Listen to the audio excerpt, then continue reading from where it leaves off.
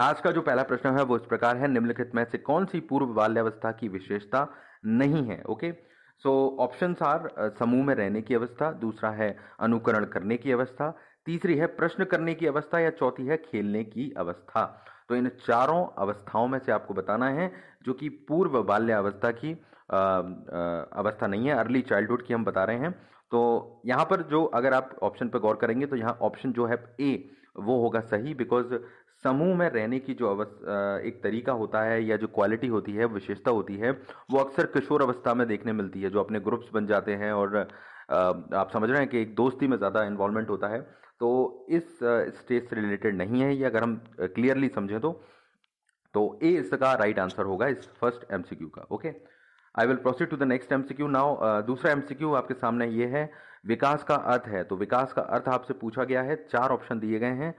क्या है विकास? परिवर्तनों की उत्तरोत्तर श्रृंखला है, अभिप्रेरणा के फलस्वरूप होने वाले परिवर्तनों की संकलन है, या फिर अभिप्रेरणा और अनुभव के फलस्वरूप होने वाले परिवर्तनों की उत्तरोत्तर श्रृंखला है, या फिर परिपक्वता और अनुभव शुरू होने वाले परिवर्तनों की श्रृंखला है। तो यहाँ पर जो राइट आंसर होगा वो होगा ये ही डी, जो is the right answer for this MCQ. Because यहाँ पर देखिए जो परिपक्वता और अनुभव है, ये दोनों जब साथ साथ चलते हैं तभी डेवलपमेंट होता है। इसको आप ये कह सकते हैं, जो हम मेच्योरिटी हमारे अंदर आती है विथ टाइम, चाहे वो शारीरिक हो, मेंटल हो, हम कह सकते हैं जो ऑटोमेटिक होती है। और दूसरी चीज़ अनुभव, जो हम एक्सपीरियंस जो सीखते जाते हैं, जो ज्ञान लेते जाते हैं, उस चीज़ों को मिलाकर ही हमारा एक डेवलपमेंट सामने आता है कि हम कितना ग्रो कर रहे हैं। ओके, तो मैं यहाँ आपको एक्सप्लेन भी करता हूँ कुछ क्वेश्चंस को जो ज़्यादा इंपॉर्टेंट होते हैं। तो यही पैटर्न है मेरा, मैं फटाफट ख़त्म नहीं करता हूँ तो उस लहजे से, ताकि आपका वो टॉपिक भी आपको वहीं समझ में आ जाए। ओके, सो उस प्रोसेस से हम चलते हैं यहाँ पर। तो D is the right answer, second MCQ, विकास का अर्थ आपसे पूछा गया था। नेक्स्ट लेते हैं यहाँ पर, निम्नलिखित में से कौन सा कथन सत्य नहीं है? तो आपको यहाँ जो चार ऑप्शन दिए गए हैं उनमें से बताना है कौन सा वाक्य आपको सही नहीं लगता है। Okay, which is not the right answer in out of these four options. तो ऑप्शंस हैं, ए है यहाँ पर, विकास की प्रत्येक अवस्था का क्रम होते हैं। ओके, विकास बढ़ावा देने से नहीं होता है। विकास संस्कृति के परिवर्तनों से प्रभावित होता है, और विकास की प्रत्येक अवस्था की अपनी विशेषता होती है। तो कौन सा कथन है इनमें विकास के बारे में, डेवलपमेंट के बारे में, विच इज नॉट राइट, जो कि सही नहीं है?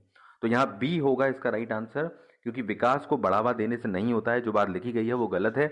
डेवलपमेंट में आप देखते हैं, हम मोटिवेशन देते हैं, अभी प्रेरणा देते हैं बच्चों को, और कई तरह की चीज़ों को डेवलप करते हैं उनके अंतर्गत। तो बढ़ावा देना मतलब एक तरह से उनको इंस्पायर करना है, मोटिवेट करना है। तो जो लिखा गया है यहाँ पर वाक्य वो सही नहीं है। तो इस प्रश्न का जो राइट आंसर होगा वो होगा बी। ओके, नेक्स्ट देखते हैं चौथे नंबर का एमसीक्यू, जो आपसे पूछ रहा है कि निम्नलिखित में से अधिगम का सिद्धांत कौन सा है? तो अधिगम के सिद्धांत के बारे में पूछा गया है, लर्निंग प्रिंसिपल। अगर आपने पढ़े होंगे तो आप ज़रूर आसानी से बता देंगे। इसको हमने काफ़ी अच्छे से पढ़ा है लेक्चर्स में, अगर नहीं देखे हैं देख लीजिएगा। यहाँ पर ऑप्शन दिए गए हैं, शास्त्रीय अनुबंध और पहला ऑप्शन है, दूसरा है क्रिया प्रसूत अनुबंध। यहाँ पर सी को कहा गया है ए और बी सही हैं ऑप्शन में, और चौथा ऑप्शन दिया गया है इनमें से कोई भी सही नहीं है। तो अधिगम का सिद्धांत कौन सा है ये हमको बताना है।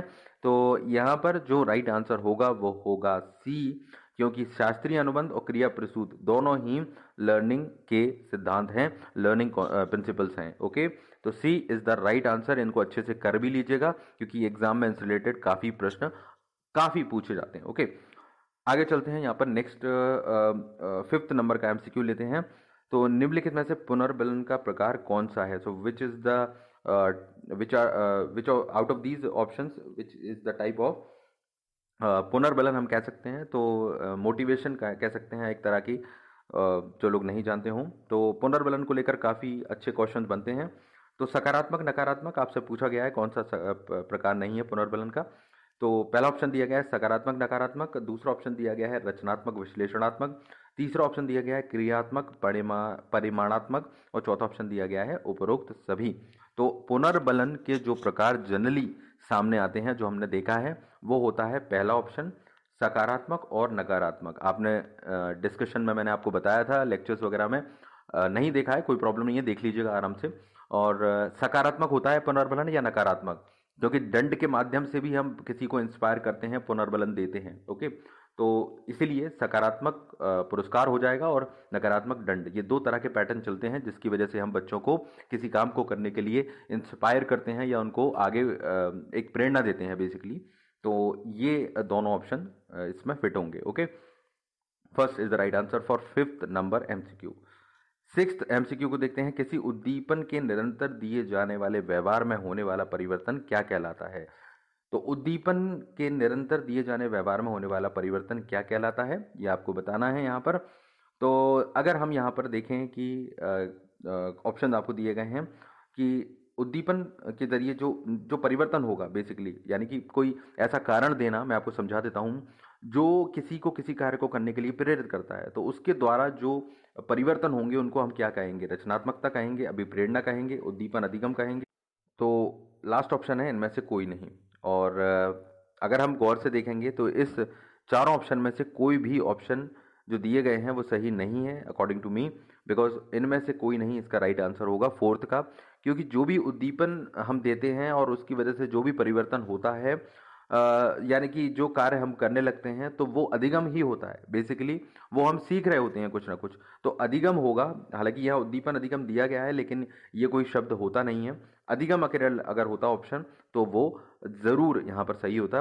According to me fourth is the right answer of this MCQ, sixth MCQ.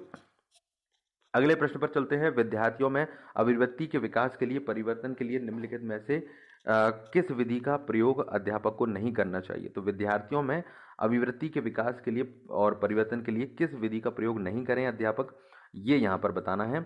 Options दिए गए हैं, किसी विचार को दोहराना और दृढ़तापूर्वक व्यवहार करना, जो पहला ऑप्शन है। दूसरा है किसी प्रशंसनीय व्यक्ति के द्वारा समर्थन। ओके, तीसरा है संदेश के साथ सहचर्य स्थापित करना। चौथा है शिक्षक केंद्रित पद्धति पर विद्यार्थी को कार्य करवाना।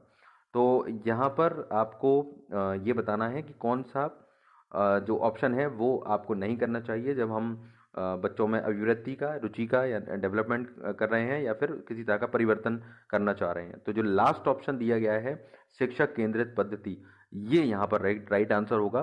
क्योंकि टीचर सेंटर्ड अप्रोच कहीं भी इस तरह की अगर हम चीज़ करना चाहते हैं तो वो सूटेबल नहीं होगी विद्यार्थियों के लिए, अगर उनमें अभिवृत्ति का, रुचि का विकास करना है तो। ओके, तो D is the right answer for this.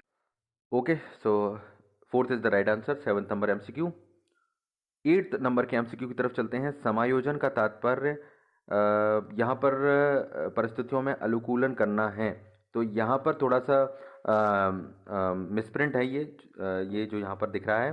तो यहाँ पर परिस्थितियों में अनुकूलन करने से संबंधित पूछा गया है। समायोजन का अर्थ बेसिकली जो परिस्थितियाँ उनको दी जाती हैं उनके बारे में ये प्रश्न है, तो ये यहाँ पर पूछा गया है आपसे। तो इसके हिसाब से आप आंसर दीजिए, बाकी इसको ये हटा लीजिए, यहाँ पर कुछ मिसप्रिंट है।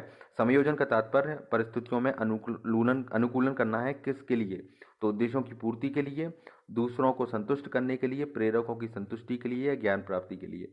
तो समायोजन का अर्थ आपको बताना है, तात्पर्य परिस्थितियों में अनुकूलन है, तो ये आपको बताना है आपको बेसिकली। तो इसका जो आंसर रहेगा वो यहाँ पर आपको जो रहेगा वो, अगर हम समायोजन की बात कर रहे हैं तो किस चीज़ के लिए रहेगा? उद्देश्यों की पूर्ति, दूसरों को संतुष्ट करना, प्रेरकों की संतुष्टि या ज्ञान प्राप्ति के लिए। तो यहाँ पर जो होगा वो होगा उद्देश्यों की पूर्ति के लिए, क्योंकि जो भी समायोजन हम करते हैं बेसिकली वो यहाँ पर आपको इसलिए किया जाता है कि हम जो ज्ञान प्राप्त करना चाहते हैं, जो टारगेट है हमारा, उसको पूरा किया जाए। पूर्व ज्ञान का नए ज्ञान से समायोजन इसी वजह से होता है। तो समायोजन का तात्पर्य परिस्थितियों में अनुकूलन करना है उद्देश्यों की पूर्ति के लिए। तो A is the right answer for this MCQ. Okay, clear है आपको? नेक्स्ट चलते हैं नाइन्थ नंबर एमसीक्यू पर। तो निशक्त बालकों को शिक्षा के लिए प्रावधान किया जाता है। तो निशक्त बालकों की शिक्षा के लिए जो प्रावधान किया जाता है उसको लेकर चार ऑप्शन दिए गए हैं। You have to answer the correct option. आप सोच लीजिएगा और मिलान कीजिएगा। तो ऑप्शन है यहाँ पर समावेशी शिक्षा के द्वारा, दूसरा ऑप्शन दिया गया है मुख्य धारा में डालकर, तीसरा ऑप्शन है समाकलन के द्वारा, या इनमें से कोई भी सही नहीं है, चौथा ऑप्शन है।